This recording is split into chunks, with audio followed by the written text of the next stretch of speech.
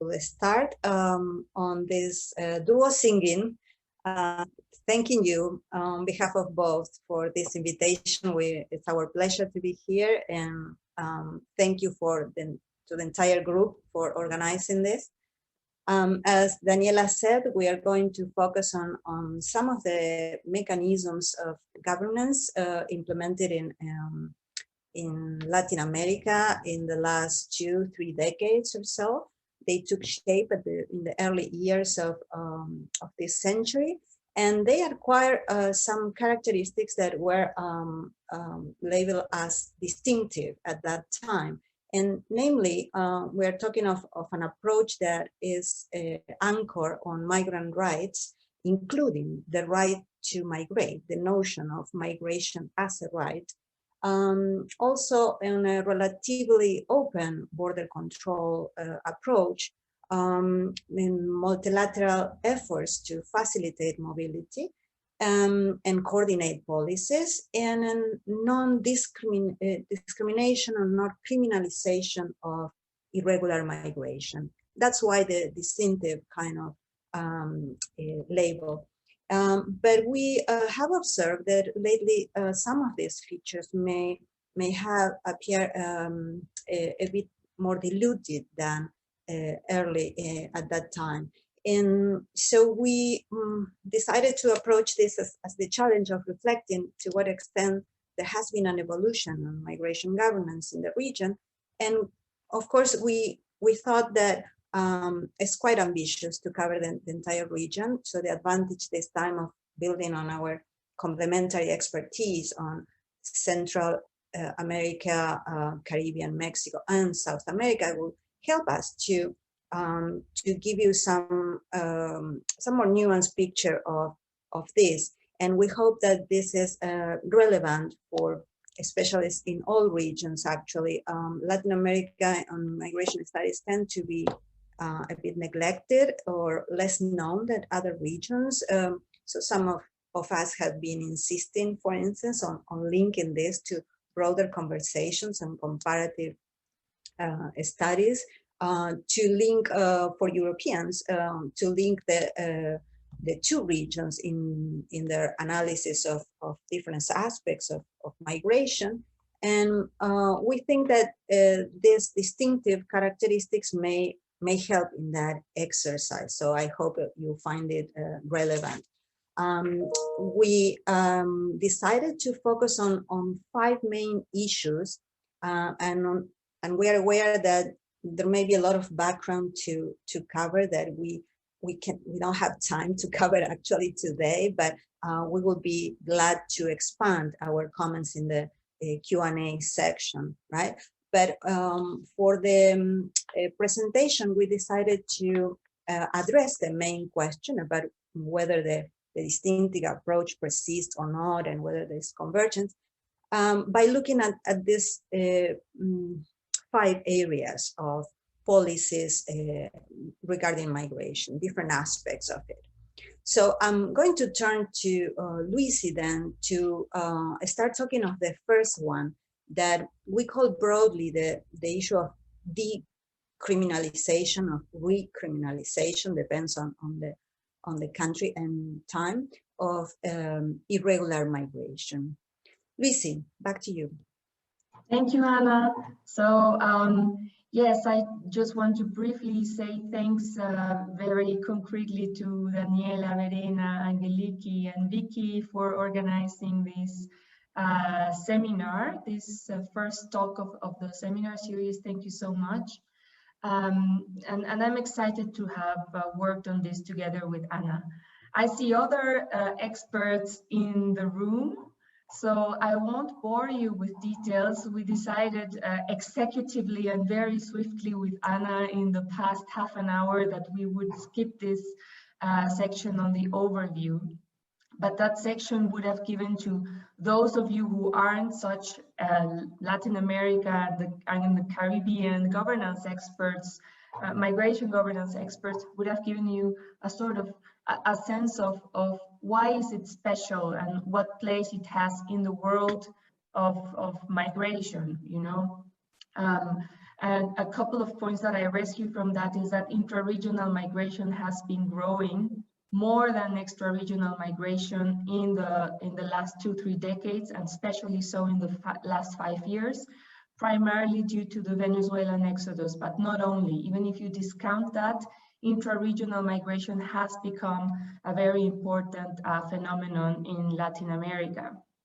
And that doesn't mean that extra-regional migration doesn't count. It has increased as well. We have more and more migrants coming from Asia and Africa and taking Latin America as a transit zone towards the US. And the third point that I would have made in more detail, but I will now go very swiftly over, is what kind of region is Latin America with regard to the participation in law mechanisms that are global.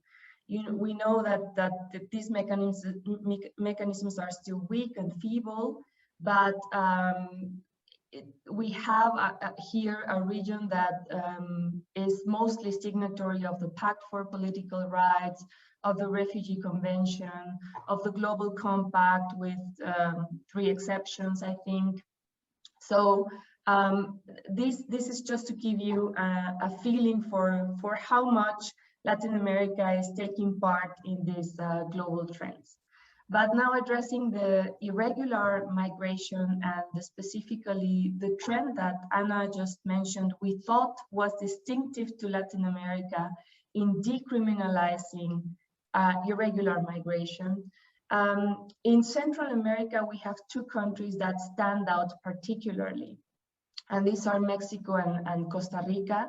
These 2 countries reshaped their migration laws, particularly in regard to immigration, in around the 2010s, to imprint on them a human rights perspective. So what does this mean in practice? It means that no person can be called illegal. This is a no-go, this is a taboo term now. And not carrying valid migration documents cannot be considered a criminal offense or merit imprisonment.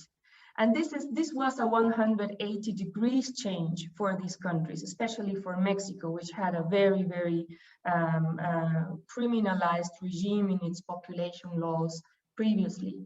So it's now considered an administrative offense if you don't have regular documents. And in the case of Mexico, there are paths to even correct it, to regularize. Now, there is a big contradiction between paper and practice. We have known this for years, and this is especially the case for Mexico. So contradicting that human rights perspective on practice, there are detentions and deportations occurring especially in the last 2 years, contradicting the law. Until today, there is this glaring incoherence between levels of policy, between the rhetoric, the law and the regulations, and the practice, so in these 3 levels.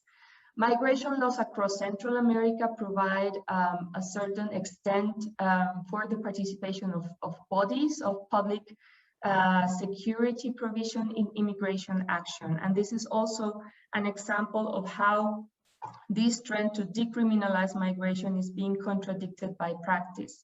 More and more, there are police forces that are assisting migration authorities in the detention and the deportation of migrants, or in curtailing the right to mobility. In the case of Mexico, this right of mobility is enshrined in the Constitution. So according to it, any person in the territory should be free to move. And yet we have a newly created militarized body called the Guardia Nacional that is herding and stopping migrants from the right to move within Mexico. So I stop there and pass it back to Anna. Thank you, Lucy. Yes, just to complement that with what happened in South America, I need to mention there was an important effort at the beginning of this period to address this issue of irregular migration.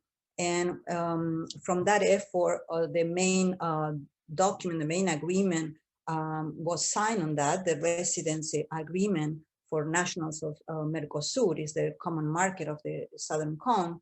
And it took a number of years for all member states to ratify this. Negotiations started in 2002, and then it became effective in all countries in 2009, and some others also joined later. And that was a significant sort of turning point in that, because it also was designed with that purpose in mind of solving the problem of irregular migration, not only of residency, of the ones who have already moved. Some other countries also included different mechanisms, like Argentina in 2006 promoted what is called the Patria Grande, the enlarged homeland agreement, to also regularize immigrants. Now, what I would like to call attention to is that the fact that in a situation of crisis, like the region is experiencing, since we see the massive displacement of Venezuelans in the last few years, then these agreements are de facto suspended. They are still there in paper, but countries started to implement ad hoc measures in other types of regulations that basically have to do with restricting movement.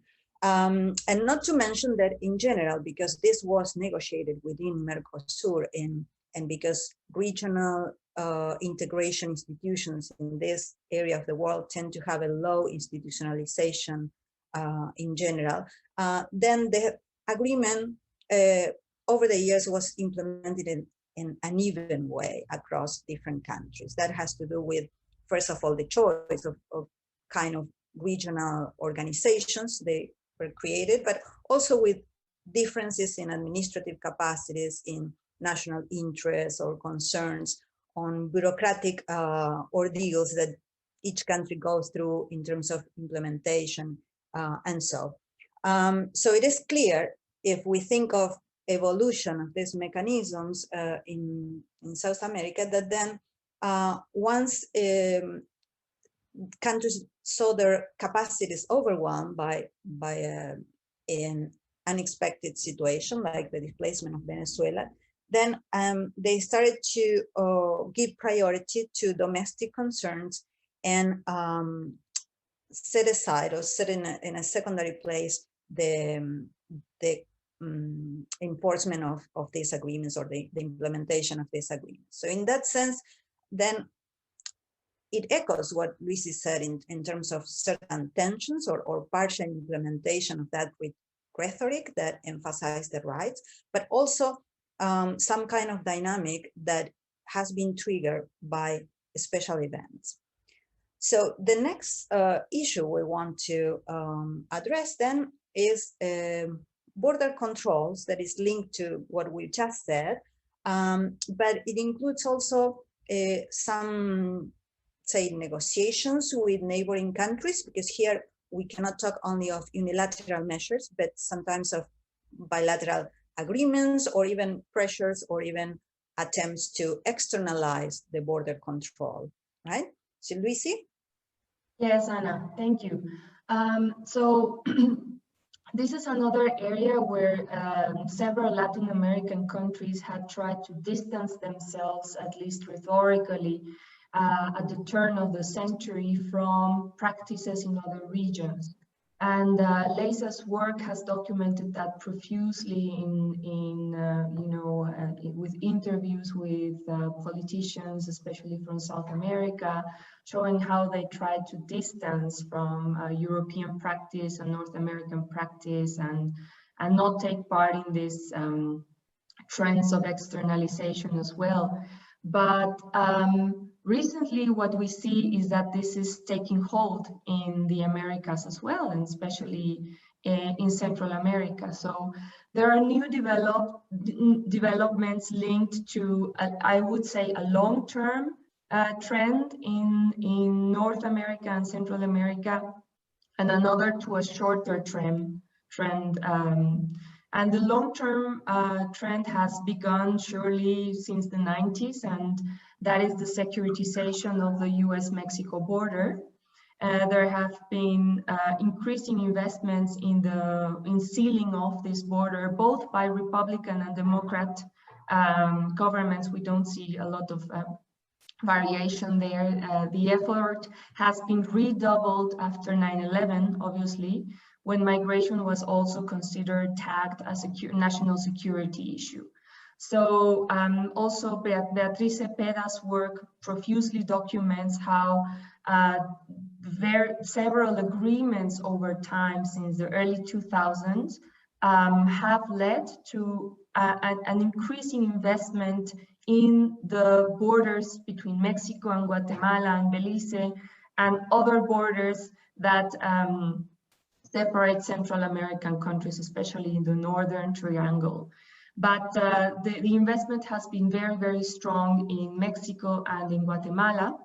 And the shorter trend that I wanted to speak about was what has been happening since 2014 with the migration of people from Central America, especially unaccompanied children. This was the first big crisis that was talked about. The suspension of TPS in the US. So several policy measures came together that incentivized even more migration from Central America and the even more reliance, higher reliance on smuggling in order to move, because the legal paths have been closed, so people rely more, pay more. The path, the journey of migration has become riskier. And this has become to even more, this has led to even more securitization of the border.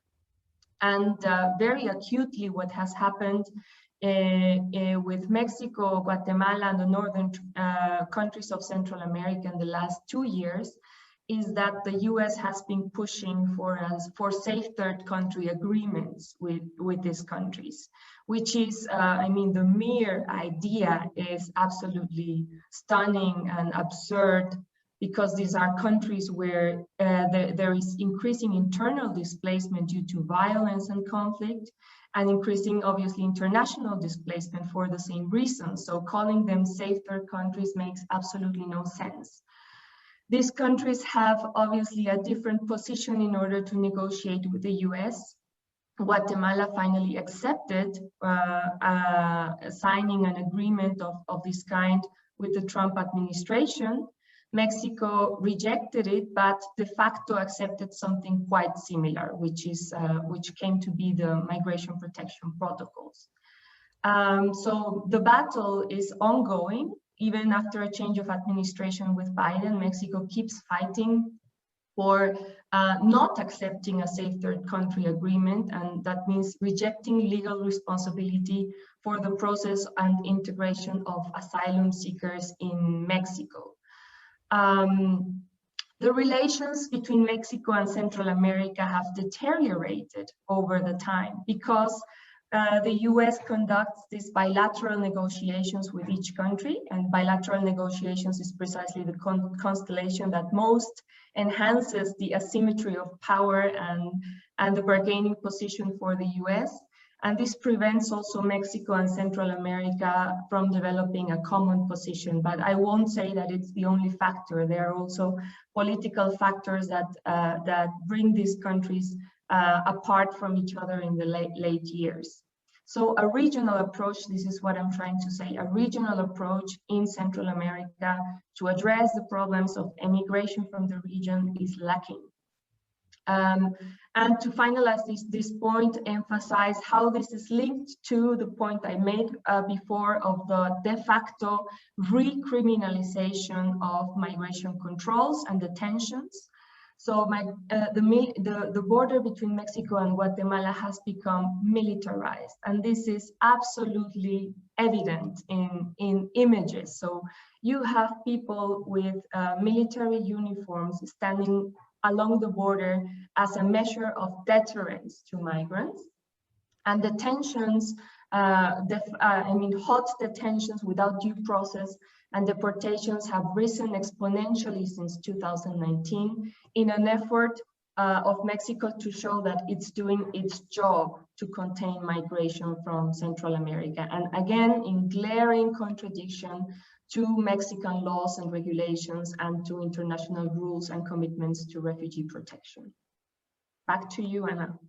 Okay, just to complete the picture with the South American developments, I would say this is closely related to the previous point on irregular migration, because border control was also always discussed in South America around the issue of state capacities and whether they were able or not to control, especially certain areas that had always been the land of nobody in the sense of the focus of criminal activities and networks and so.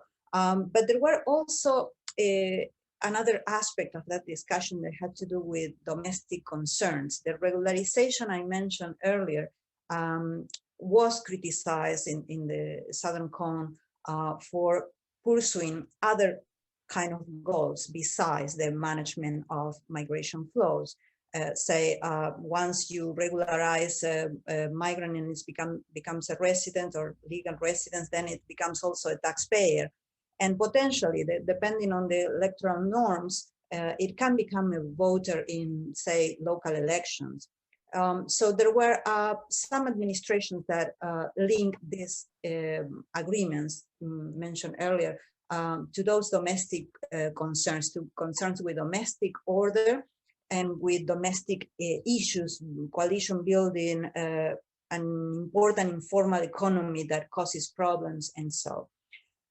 Besides that, the other dimension of this topic that has to do with externalization of border control, I would say in Latin America, we have seen some recent examples of that. I've seen the work of colleagues on for instance, the pressures that Argentina has put on Brazil to halt visas for Senegalese immigrants that were usually entering through Argentina to continue their way to Brazil or north, and they will go illegally.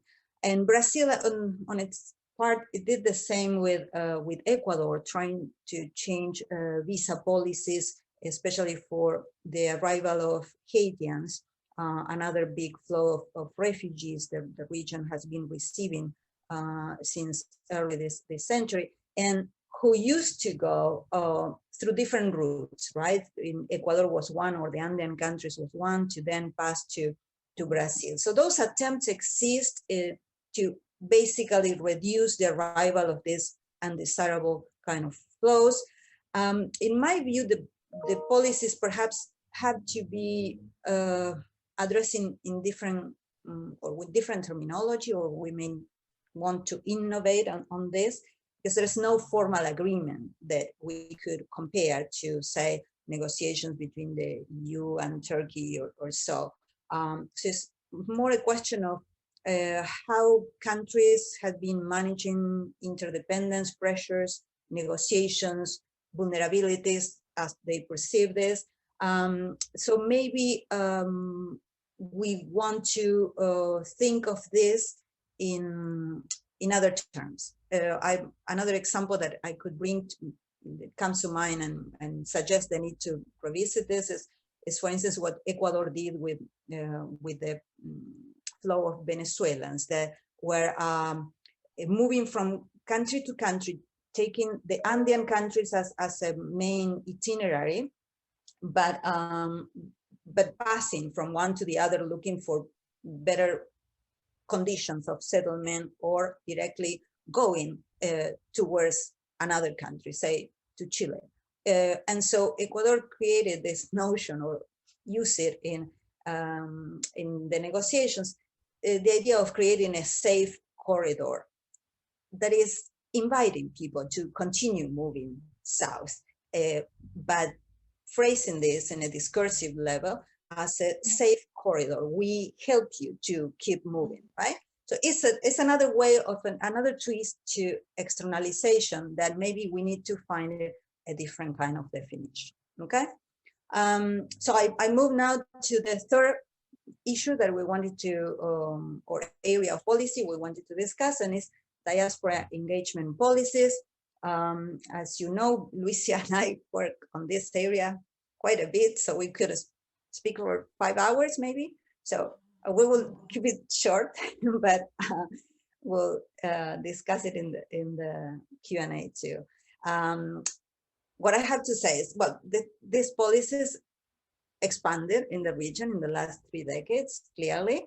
The countries use similar instruments in terms of what they were implemented, but there's considerable variation in terms of timing, the modality, the results they got from these programs. And in South America, we see is sort of an intermittent evolution of policies. In some initiatives progress, some others faded along the way. We also see that the issue of immigration has not stayed in public debates, has not stayed at the top of the agendas, partly because of what we already mentioned, that the region is concerned with intra-regional migration, mostly had to focus necessarily on this big issue. So the attention shift and the attention of publics and policy elites too. So that's why we see that most of South American countries have placed the management of diaspora engagement in the area of consular affairs or similar, or creating a specialized office, but mainly leaving that or channeling that through foreign policy offices. Consular affairs is the typical one. And some of them have developed mechanisms of consultation with the diasporas or the immigrant groups. In some of them have done frequent, have carried out frequent meetings, dialogues, created consultation councils, and so on. So, but not all of them. And the issue of finding a common agenda in that kind of dialogue exists, can be explored, but also is a source of complaints if when we engage with the migrants themselves, their version of what happened is totally different from the policymakers' account. And then I would say also that sub-region lacks still a more strategic approach to this. That is, some people are discussing the issue as a crucial dimension in public diplomacy that could be presented to domestic publics and citizens abroad as such, and it has not been done so well. I think the diplomats actually have not embraced that much the notion, or they don't see the utility of that, the purpose of that. And there is lately, I noticed from international organizations, and so another twist that revives the initial approach to engagement that is the one that links these policies to development, to national development. Actually, tomorrow I'm talking of that for the International Organization of Migrations, and the focus is on how we can move on with these policies to in terms of contributions to national development. So it's an old discourse brought back now. Luisi, is that the case in Central America? Well, yes and no. I will tell you how, very briefly, how Mexico was one of the main innovators in this, promoting this remittances for development approach through the 3x1 program, and how that has disappeared. So it's incredible that it came to be known worldwide for it, and now the program doesn't exist any longer. So this brings us back to the big question about how institutionalized are these diaspora policies. We have seen them increase, be copied from country to country. The 3x1 was an inspiration for other countries in Central America and even beyond Latin America, and now it disappeared. So despite those shadows in the horizon, I have to say that in the recent past, diaspora policies has been an area of migration policies where not only diffusion has existed, but also cooperation is visible. The cooperation that I just told you is not happening with regard to forced migration and irregular migration, is happening with regard to immigrants. So there are specific mechanisms that one is called TRICAMEX, and this is a mechanism by which the I would say incomparable consular network of Mexico in the US that has 50 consulates also cooperates with Central American countries to extend many of the services, not only to Mexican citizens, but also to Central American citizens. And by this, you know, this is I think a great example of cooperation between Mexico and Central America, by which, you know, cooperative and friendly relations are kept at that lower level of administration of migration policies for immigrants. And you may know that the consular services offered by Mexican consulates are very expansive. So it's not only matters of documentation and protection as defined by the Vienna Convention on Consular Relations, but they go well beyond that. Mexican consulates provide even health services, financial, psychological consultancy, etc. I will not bore you with that, but let's say it's remarkable that there is cooperation in offering this kind of resource also to Central American citizens. Now back to the question: how stable are really these diaspora policies, and how institutionalized are they? Are they changing with the tide of governments going left and right, or are they really becoming some sort of state policies?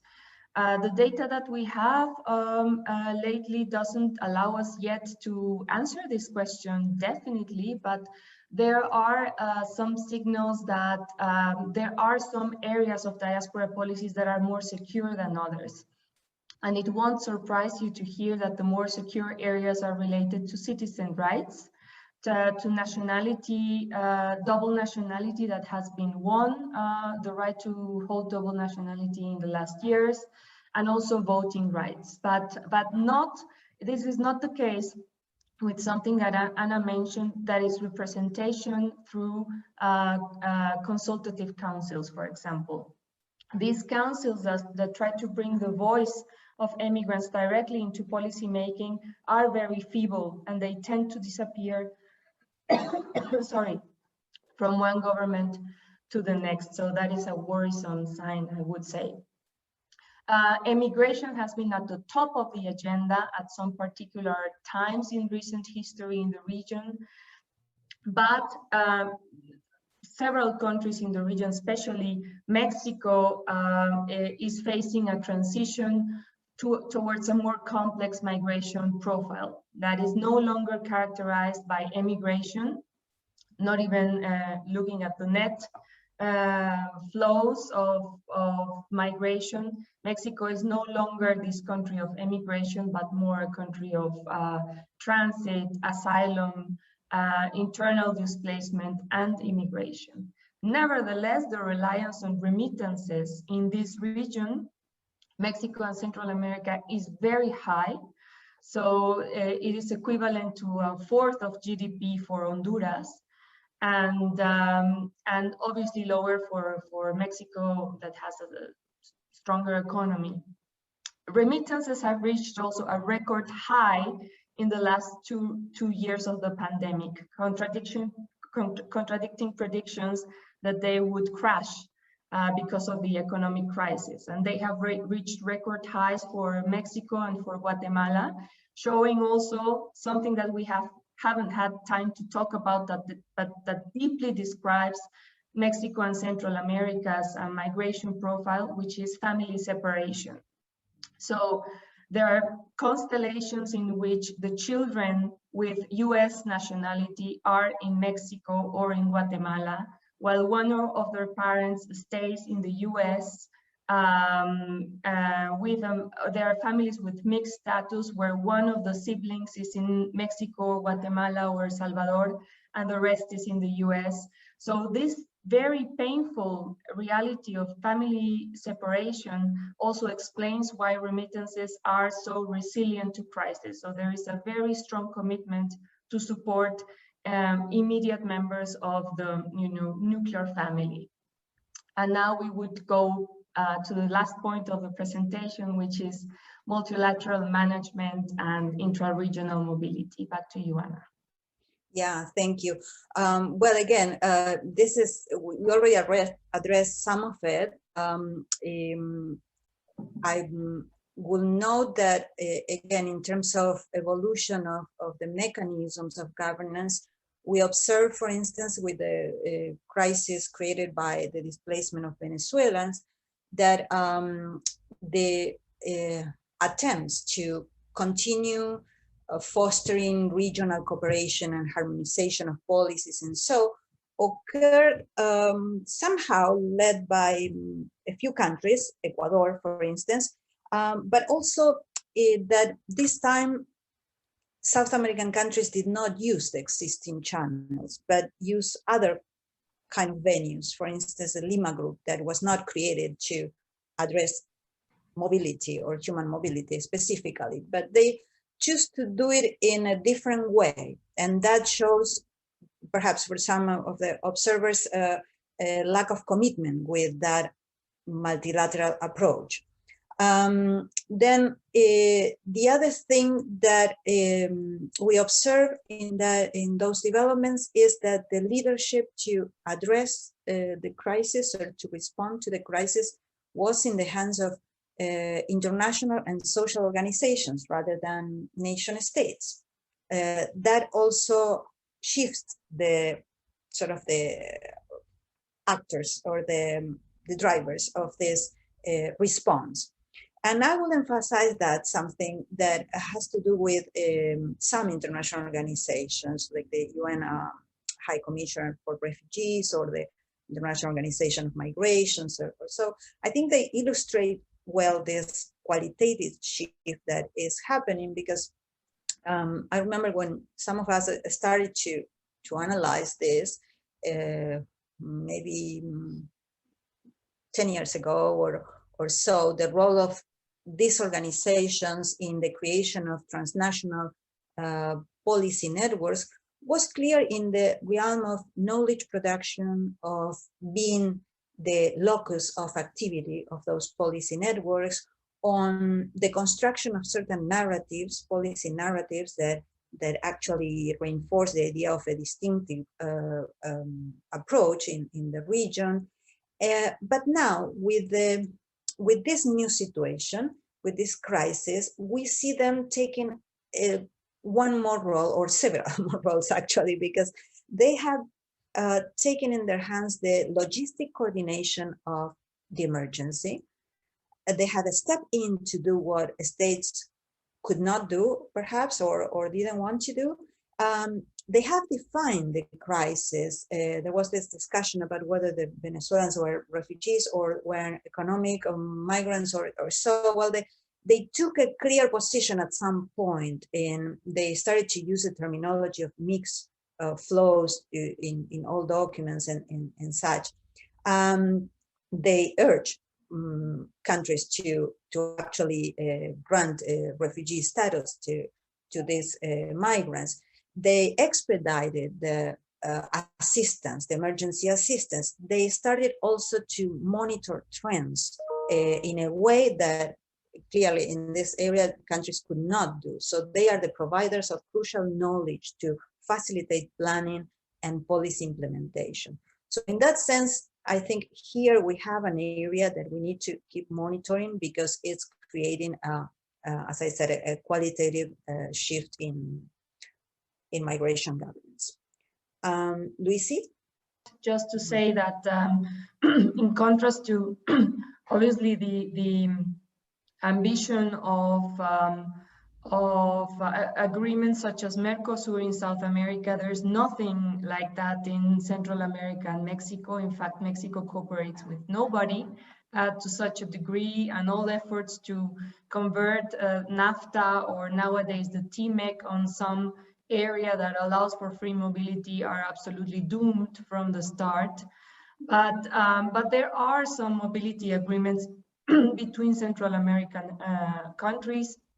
In the realm of the SICA, there's the CA4 agreement that allows for mobility, but research has shown that this is really not applied equally to all migrants. So there are, in practice, many obstacles for the mobility of poorer migrants. So that's something interesting, but I will keep it just at that.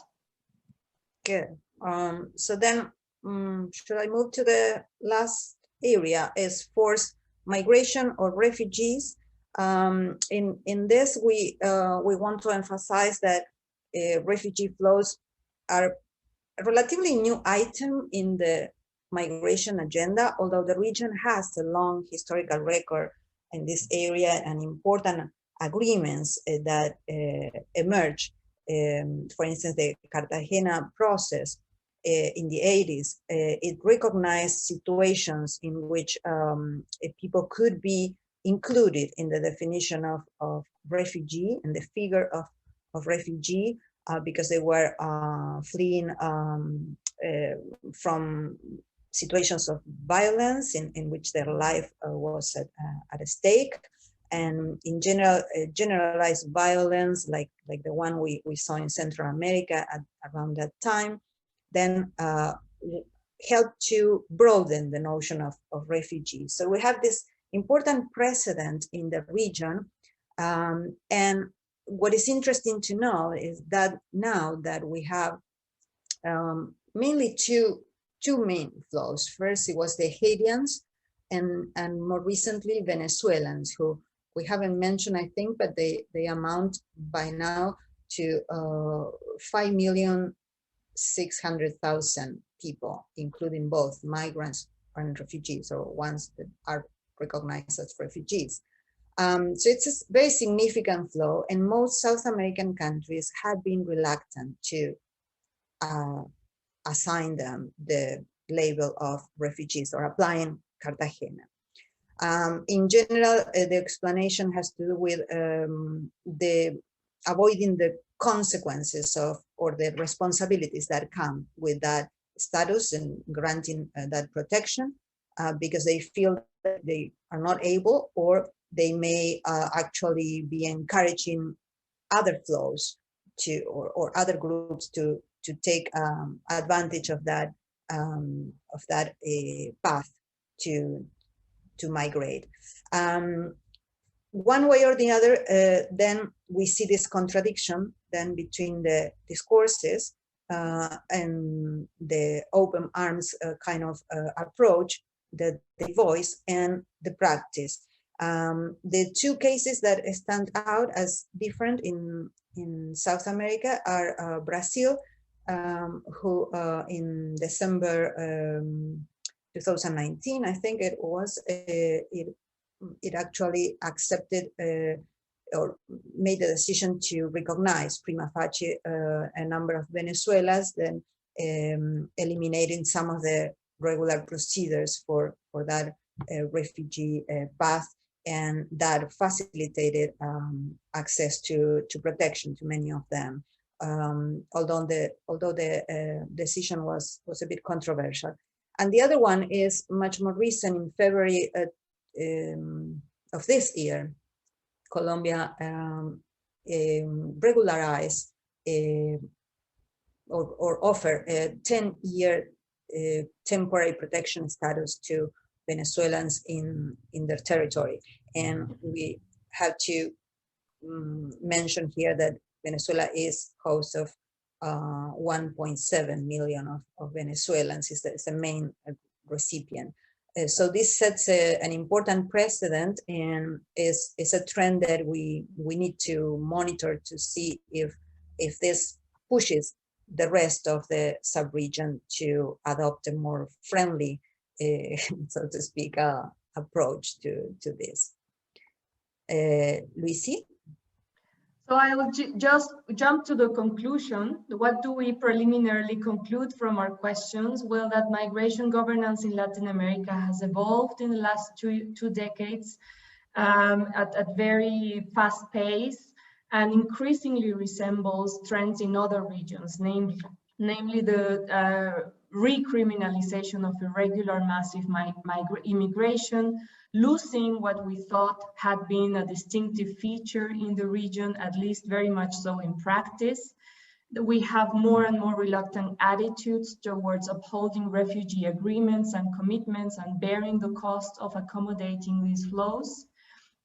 And also, sadly, we have this crisis narrative popping up in Latin America with a lot of strength.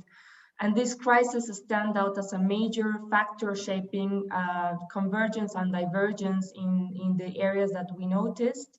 On a wider view, though, I would have to say that beyond the crisis and topical issues that make it to the headlines, so this crisis narrative, it is a region where, in general, migrant selectivity, for example, with regard to migration, working migrant profiles, is relatively low in comparison to others. So it's a relatively open region still.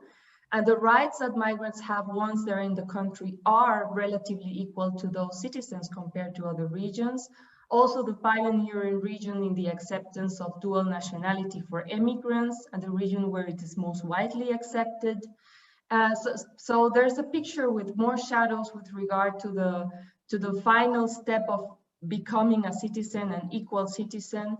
But all in all, I think there are still many distinctive features for Latin America. And yeah, that's it. We look forward to your question. Yeah, and apologies for going a bit longer than what you said. Thank you so much, Anna.